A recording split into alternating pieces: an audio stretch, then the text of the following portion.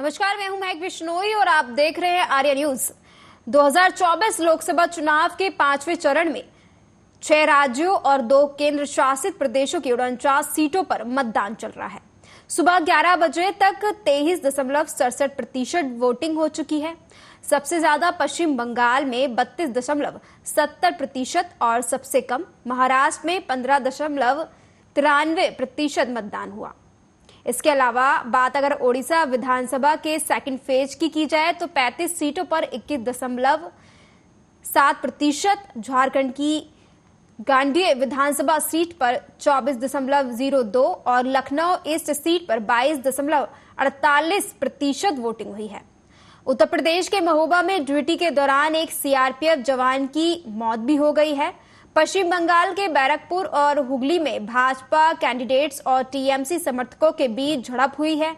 मुंबई में केंद्रीय मंत्री पीयूष गोयल, सुभाष घई, अक्षय कुमार, नाना पाटेकर, अनिल कपूर, मनोज वाजपेयी के अलावा आरबीआई गवर्नर शक्तिकांत दास और अनिल अंबानी ने वोटिंग की। इसके अलावा रक्षा मंत्री राजनाथ सिंह, बीएसपी सुप्रीमो मायावती, सतीश चंद्र मिश्रा ने लखनऊ में राहुल गांधी के खिलाफ चुनाव लड़ रहे हैं। दिनेश प्रताप सिंह ने रायबरेली में वोट डाला। 543 लोकसभा सीटों में चौथे फेज तक 380 सीटों पर मतदान हो गया है। आज की सीटों को मिलाकर 429 सीटों पर मतदान पूरा हो जाएगा। बाकी 2 चरणों में 114 सीटों पर वोटिंग होगी। आपको बता दें कि दोपहर 1 बजे तक 36.73% वोटिंग हो चुकी है, जिसमें सबसे ज्यादा लद्दाख में 52.02% और सबसे कम महाराष्ट्र में 27.78% मतदान हुआ है।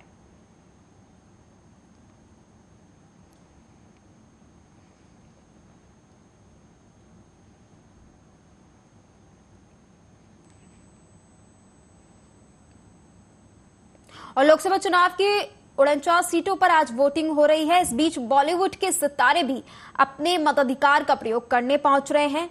शाहिद कपूर, जानवी कपूर, राजकुमार राव, अभिनेता फरहान अख्तर, परेश रावल समेत कई फिल्मी सितारों ने अपना वोट दिया है। आज महाराष्ट्र की 13, उत्तर प्रदेश की 14, पश्चिम बंगाल की 7, बिहार की 5, झारखंड की 3, ओडिशा की 5 और जम्मू कश्मीर तथा लद्दाख की 1-1 सीट पर वोट डाले जा रहे हैं।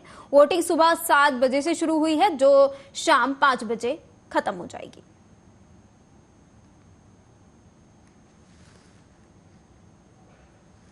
जो हमारा क्रक्स है ये भारतीय है and I am so glad कि सब आज भारी मात्रा में आए हैं और जो नहीं आए हैं अभी तक प्लीज निकलें, शाम तक का वक्त है, आकर अपनी वोट्स डालें। So hi, I guess it is a very festive season today, day today, because everyone is really using their democratic right of voting, and to see everyone inside and with so much unity inside, if you go and see, this shows the essence of India.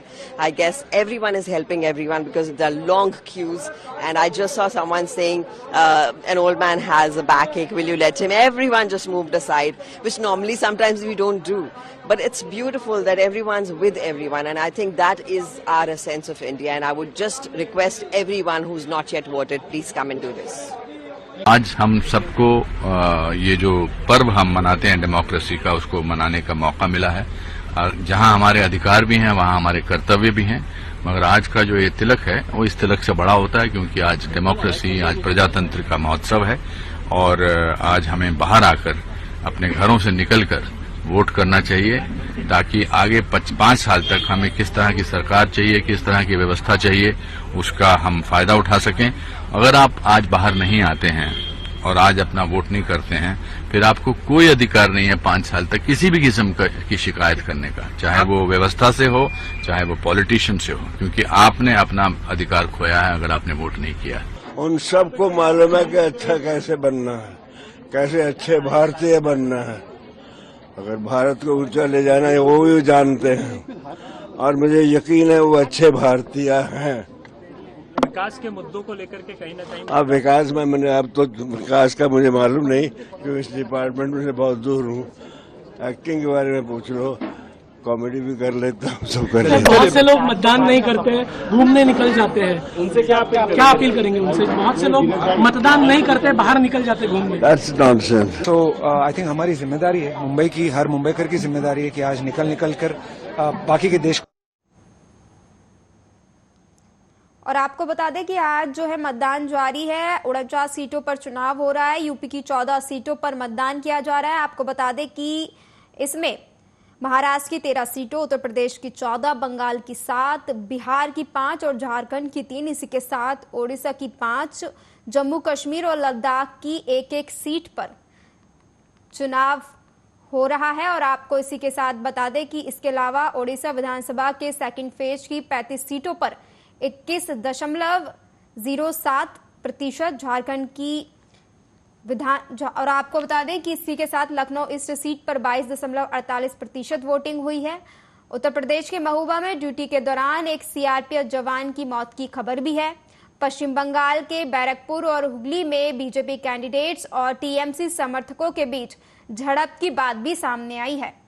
आपको बता दें कि आज जो है मतदान प्रक्रिया जारी है और अब तक जो है 1 बजे तक जो मतदान का प्रतिशत है वो 36.73% सामने आया है, जिसमें अगर बात की जाए यूपी की तो आपको बता दें कि अब तक फतेहपुर में 39.4%, तो वहीं बांदा में 40.20% और हमीरपुर में 40.71%, जालौन में 39.52% मतदान हुआ। इसी के साथ झांसी के बारे में बताएं तो 83.53% मतदान हुआ है। आज की सीटों को कुल मिलाकर 439 सीटों पर मतदान पूरा हो जाएगा। बाकी 2 चरणों में 114 सीटों पर वोटिंग होगी और दोपहर 1 बजे तक 36.73% वोटिंग हो चुकी है, जिसमें सबसे ज्यादा लद्दाख में 52.02% और सबसे कम महाराष्ट्र में 27.78% मतदान हुआ है। आपको बता दें कि आज मतदान प्रक्रिया जारी है और आप तस्वीरों में देख सकते हैं कि किस तरह एक लंबी लाइन लगी हुई है, जिसमें जो है भारी संख्या में महिलाएं मतदान देने के लिए आई हुई हैं।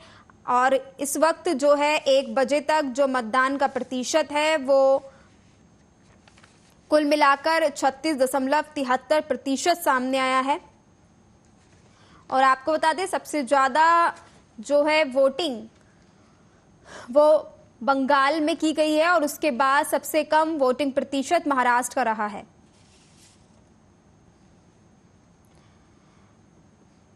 आपको बता दें कि आज मतदान प्रक्रिया जारी है और 49 सीटों पर चुनाव प्रक्रिया जारी है, जिसमें यूपी की 14 सीटों पर मतदान हो रहा है और महाराष्ट्र की 13 सीटों पर, इसी के साथ उत्तर प्रदेश में 14 सीटों पर मतदान जारी है।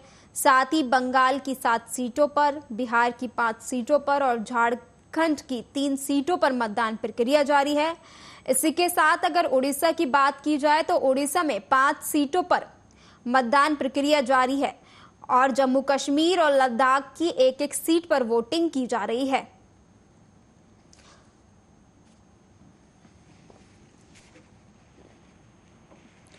और आपको बता दें कि मेरे साथ मेरे सहयोगी पुष्पेंद्र चौधरी जुड़ गए हैं, जिनसे हम जानेंगे कि इस वक्त चुनाव प्रक्रिया का क्या हाल है। पुष्पेंद्र, किस तरीके से जो है यूपी में चुनावी प्रक्रिया के क्या हालचाल हैं? बिल्कुल, मैं अगर हम उत्तर प्रदेश की बात करें तो उत्तर प्रदेश में लखनऊ के अलावा रायबरेली और अमेठी ऐसी हाई प्रोफाइल सीटें मानी जा रही हैं जहां पर पूरी जनता की नजर टिकी हुई है। रायबरेली में अब की बार राहुल गांधी चुनावी मैदान में है। पिछली बार 2019 के लोकसभा चुनाव में सोनिया गांधी वहां पर चुनाव लड़ी थी और 4 बार से वो सांसद रही थी। लेकिन अब की बार अमेठी से राहुल गांधी को रायबरेली ट्रांसफर किया गया है, तो वहीं अमेठी में के.एल. शर्मा को कांग्रेस की तरफ से उतारा गया है। तो वहीं प्रियंका गांधी ने खुद रायबरेली और अमेठी की जिम्मेदारी ली है। चुनावी प्रचार अगर देखा जाए तो खुद प्रियंका गांधी घर घर जाकर जनसभाएं कर रही है और नुक्कड़ सभा का भी कई जगह आयोजन किया गया है और वोट डालने के लिए लोगों को वो प्रेरित करती हुई नजर आ रही है। लेकिन रायबरेली में बीजेपी की तरफ से दिनेश प्रताप सिंह चुनाव लड़ रहे हैं, जो कांग्रेस की सरकार में 2 बार मंत्री रह चुके हैं। हालांकि वो पिछली बार सोनिया गांधी के सामने करीब 1 लाख से ज्यादा वोटों से हार गए, लेकिन उन्होंने फिर भी 4 लाख से ज्यादा वोट वहां, तो कहीं ना कहीं कह सकते हैं कि रायबरेली में और राहुल गांधी ने जो अमेठी से रायबरेली से करने का फैसला लिया है, बीजेपी को गिराने का पूरा चांस लेती हुई नजर आती है। बीजेपी लगातार अपनी चुनावी जनसभाओं में कहती रही है और राहुल गांधी को लगातार निशाना भी साधा है कि अब की बार वायनाड से और रायबरेली पहुंच गए थे 10 सीट पर हासिल। पुष्पेंद्र, मैं आपको बता दूं कि इस बार की 3 बड़े मंत्रियों की साख जो है वो दांव पर लगी हुई है, जिसमें लखनऊ से राजनाथ सिंह और दूसरा पीयूष गोयल जो है मुंबई से पहली बार बीजेपी से चुनाव लड़ रहे हैं। क्या कुछ प्रतिक्रिया है आपकी इस पर?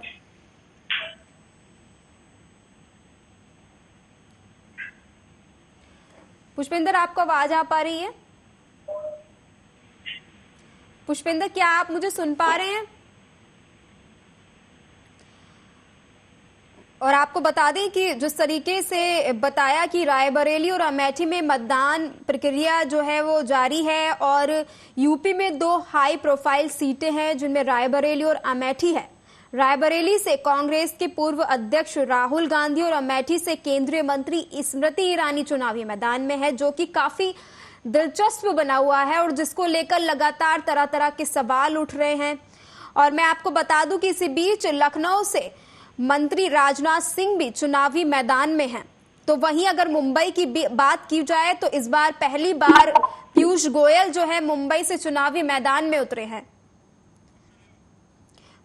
पुष्पेंद्र, लोकसभा सीट पर चुनाव हो रहा है और मतदान हम अगर प्रतिशत देखें तो महाराष्ट्र में कहीं ना कहीं अपनी बार मतदान प्रतिशत काफी कम देखने को वापस मिल रहा है। और पीयूष गोयल कई बार लोकसभा चुनाव में मैदान में उतर सांसद रह चुके हैं। वहीं अगर लखनऊ की बात, लखनऊ चुनावी मैदान में वहां पर मानी जा रही है। लखनऊ विधानसभा चुनाव को लेकर चुनाव जाते हैं, यहाँ पर उत्तर प्रदेश की बात है कहीं ना कहीं देखने को मिलता है। पिछली बार की बात करें 2019 के मध्य में से 13 बीजेपी ने अपना कब्जा जमाया था। रायबरेली की सीट कांग्रेस के खाते में, लेकिन अब के बाद समीकरण पूरी तरीके से बदल चुके हैं। तो अब कहीं ना कहीं पार्टी की टक्कर देखने को मिल रही है। पुष्पेंद्र, आपकी आवाज साफ नहीं आ पा रही है। पुष्पेंद्र, आपकी आवाज साफ नहीं आ पा रही है। तो जिस तरीके से आपने सुना कि किस तरह से जो है रायबरेली और अमेठी की सीटें जो है हॉट सीट बनी हुई हैं और तरह तरह के सवाल जो है इसको लेकर उठ रहे हैं। इसी के साथ मैं आपको बता दूं कि जो वोटिंग प्रतिशत है वो अभी 36.73% सामने आ रहा है। वहीं एक तरफ भीषण गर्मी पड़ रही है, लेकिन इतनी गर्मी होने के बावजूद भी जो है लोग लगातार जो है मतदान करने के लिए अपने घर से निकल रहे हैं। इसमें चाहे आप बुजुर्गों की बात कर लीजिए या युवाओं की बात कर लीजिए, मैं आपको बता दूं कि लगातार सुबह 7 बजे से जो है मतदान प्रक्रिया जारी है और लोग जो है अपने मत का प्रयोग कर रहे हैं। लोकतंत्र के इस पर्व में महिलाएं भी अपनी पूरी भागीदारी दे रही हैं। आप तस्वीरों में देख सकते हैं कि किस तरीके से जो है महिलाओं की एक लंबी लाइन देखी जा रही है। मैं आपको बता दूं कि बिहार के सारण से ये तस्वीरें सामने आई हैं, जहां पर महिलाएं जो है वोटिंग करने के लिए लाइन में लगी हुई नजर आ रही हैं। आप देख सकते हैं कि किस तरह से एक लंबी लाइन जो है वो वोटिंग को लेकर नजर आ रही है और महिलाएं बहुत ही उत्सुक नजर आ रही हैं कि किस तरह वे आज अपना मतदान करेंगे और अपने देश के नेता का जो है चुनाव करेंगे। आज का दिन बहुत ही अहम है और सभी लोग इस दिन का बेसब्री से इंतजार कर रहे थे। मैं आपको बता दूं कि टोटल 7 चरणों में जो है चुनाव होना है, जिसमें अभी जो है आज 5वें चरण का चुनाव है, जो कि 49 सीटों पर हो रहा है और जिसमें यूपी की 14 सीटें शामिल हैं और महाराष्ट्र की 13 सीटें शामिल हैं, उत्तर प्रदेश की 14। तो वही बात बंगाल की जाए तो इसमें बंगाल की 7 सीटें शामिल हैं और इसी के साथ बिहार की 5 सीटें और झारखंड की 3, उड़ीसा की 5 और जम्मू कश्मीर और लद्दाख से एक सीट पर मतदान हो रहा है। इसी बीच में आपको ये भी बता दूं कि बंगाल से एक खबर ये भी सामने आ रही है कि वहां पे बीजेपी कार्यकर्ताओं और बीजेपी उम्मीदवार और टीएमसी उम्मीदवार के बीच झड़प की बात भी सामने आई है, जिसमें बीजेपी जो उम्मीदवार है उसने जो है आरोप लगाया है कि चुनाव में जो है धांधली की जा रही है, ईवीएम मशीन से छेड़खानी की गई है और इस मुद्दे को लेकर जो है दोनों में एक तीखी बहस जो है शुरू हो गई और उस वक्त जो है एक बहुत बड़ा मुद्दा बन गया।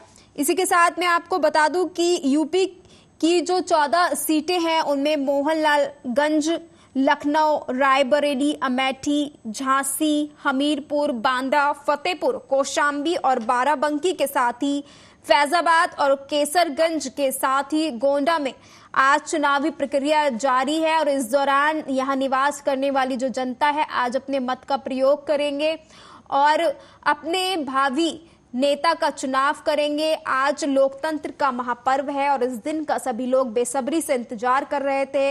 लोकतंत्र का ये महापर्व 7 चरणों में बांटा गया है, जिसमें से 4 चरण पहले ही पूरे हो चुके हैं और मैं आपको बता दूं कि आज जो है 5वां चरण जारी है।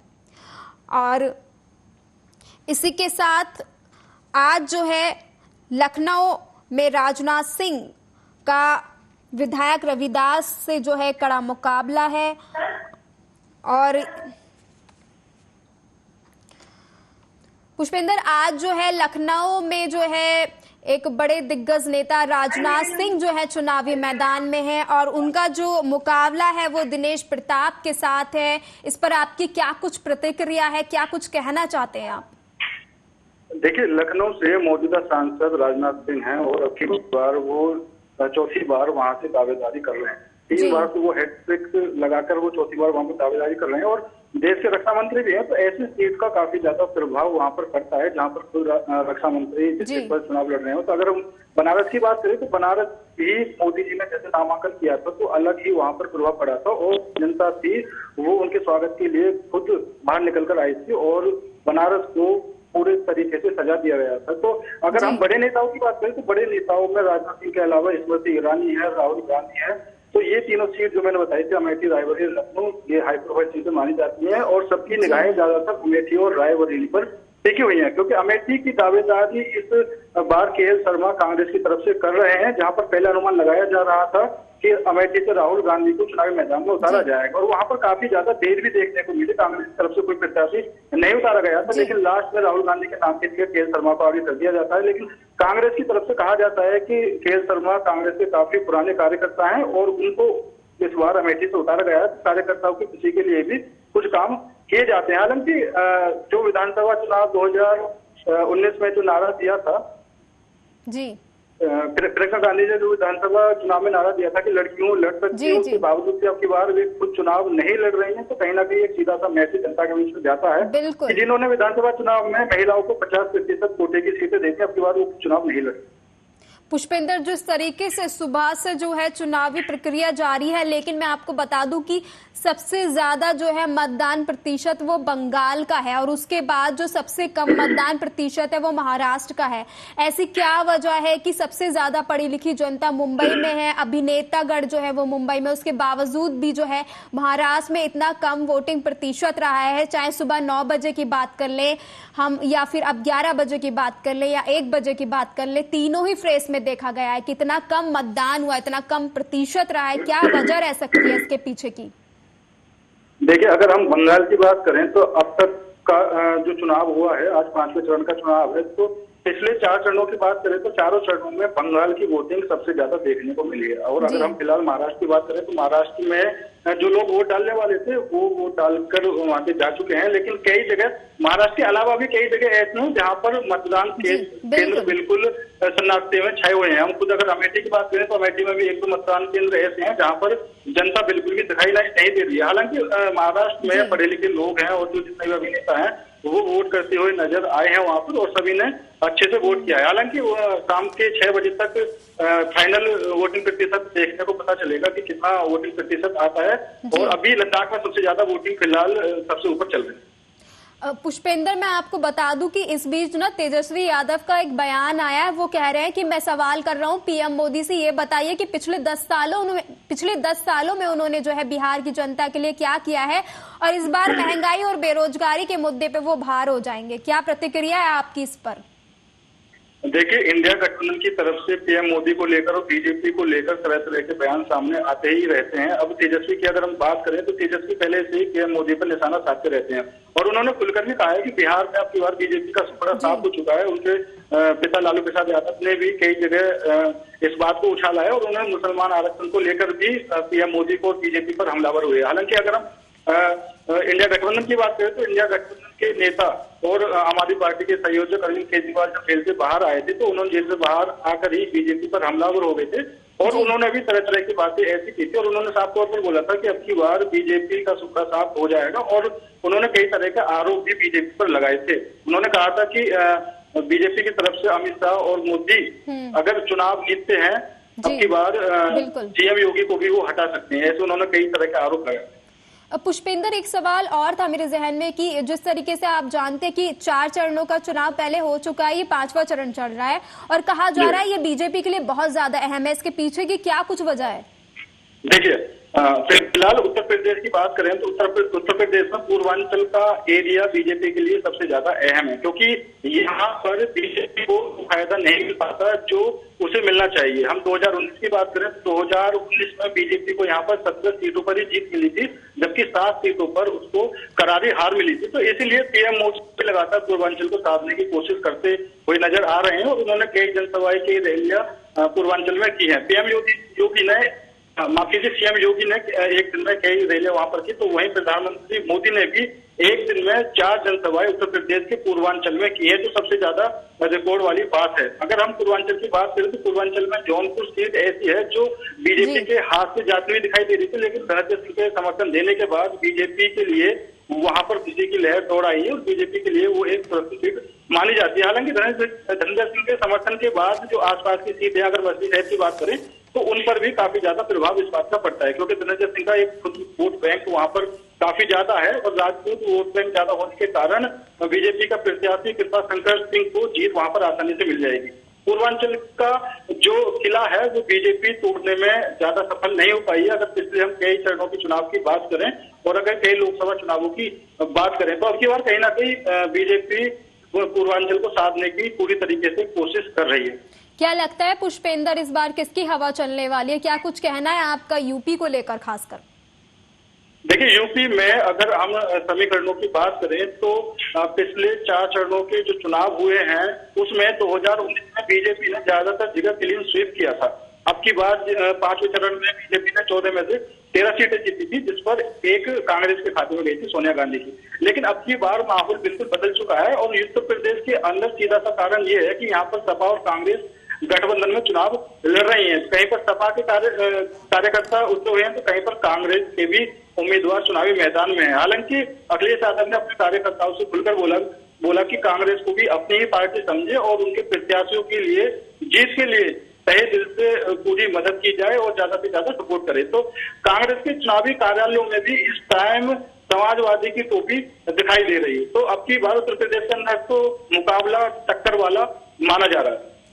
देखिए पुष्पेंद्र, जिस तरीके से आपने सारी बात बताई, इस बीच जो है हिसार में अमित शाह रैली को संबोधित कर रहे हैं और रैली को संबोधित करते हुए उन्होंने कहा कि राहुल गांधी ने भारत जोड़ो यात्रा की थी लेकिन इस बार कांग्रेस जोड़ो यात्रा करनी पड़ सकती है। देखिए, राहुल गांधी ने भारत जोड़ो यात्रा की थी और भारत जोड़ो यात्रा का साउथ के इलाकों में काफी ज्यादा प्रभाव भी देखने को मिला और ऐसा नहीं है कि उनकी यात्रा से देश में कहीं पर कोई फर्क दिखाई नहीं दिया। काफी लोग एकजुट भी हुए थे और इतनी अच्छी तस्वीरें भारत जोड़ो यात्रा के दौरान निकलकर सामने आई थी कि अगर कोई देख ले तो वो भी देखकर खुश हो जाए। अब अमित शाह का यह कहना कि कांग्रेस जोड़ो यात्रा वो करेंगे तो कहीं ना कहीं हो सकता है कि उनके दिमाग में क्या चल रहा है। हालांकि नीतीश कुमार ने ही विपक्ष को एक स्टेज पर लाने का वादा किया था और शुरुआत में इंडिया गठबंधन को तोड़ने की मुहिम भी नीतीश कुमार ने की थी। हालांकि बाद में नीतीश कुमार खुद बीजेपी में शामिल हो गए तो अब सारी जिम्मेदारी इंडिया गठबंधन के नेताओं पर आ चुकी है। अब इंडिया गठबंधन के नेताओं में अभी तक यह तय नहीं कर पा रहे हैं कि उनके पीएम पद का उम्मीदवार या चेहरा कौन होगा, क्योंकि अगर हम किसी एक पार्टी की बात करें तो वो कोई एक पार्टी पर डिपेंड होकर किसी एक पर सहमति किसी की नहीं बनती नजर आती है। क्योंकि अगर अरविंद केजरीवाल की बात करें, उन्होंने अपना खुद का मैनिफेस्टो अलग से तैयार कर दिया है जिसमें उन्होंने पीओ का भी जिक्र किया है, जबकि इंडिया गठबंधन के मैनिफेस्टो में पीओ को का कोई जिक्र देखने को नहीं मिला है। और वहीं बात करें इंडिया गठबंधन के मैनिफेस्टो की तो सबने एकमत होकर एक मैनिफेस्टो बनाया, तो उसके बावजूद भी हर पार्टी अपना अलग मैनिफेस्टो लेकर आ रही है। कांग्रेस ने भी अपनी गारंटी लेकर आई है अलग से। उत्तर प्रदेश में मल्लिकार्जुन खड़गे ने कहा है कि बीजेपी आपको 5 किलो राशन देती है तो हम आपको 10 किलो राशन फ्री में देंगे। देखिए, राशन का मुद्दा तो काफी बढ़ गया है। एक तरफ जहां बीजेपी 5 किलो अनाज की बात करती थी, तो अब कांग्रेस ने भी बोल दिया कि वो 10 किलो पर आ जाएगी। तो क्या लगता है आपको कि पूरा ही जो है चुनाव राशन के मुद्दे पर ही लड़ा जा रहा है, क्या 5 किलो और 10 किलो किया जा रहा है?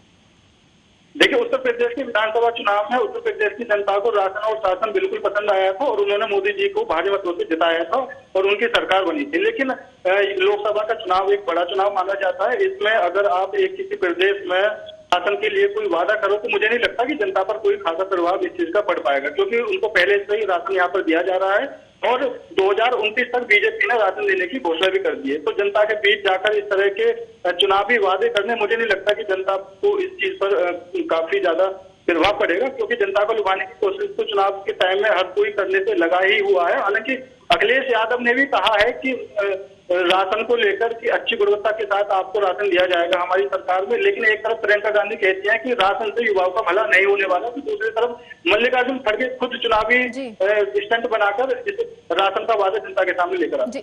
देखिए, जिस तरीके से विपक्ष जो है लगातार बेरोजगारी और महंगाई के मुद्दे पर बीजेपी को साध रहा है, क्या पुष्पेंद्र लगता है कि इस बार जो है चुनाव में यूपी में बीजेपी को कोई ये दो मुद्दे भारी पड़ सकते हैं?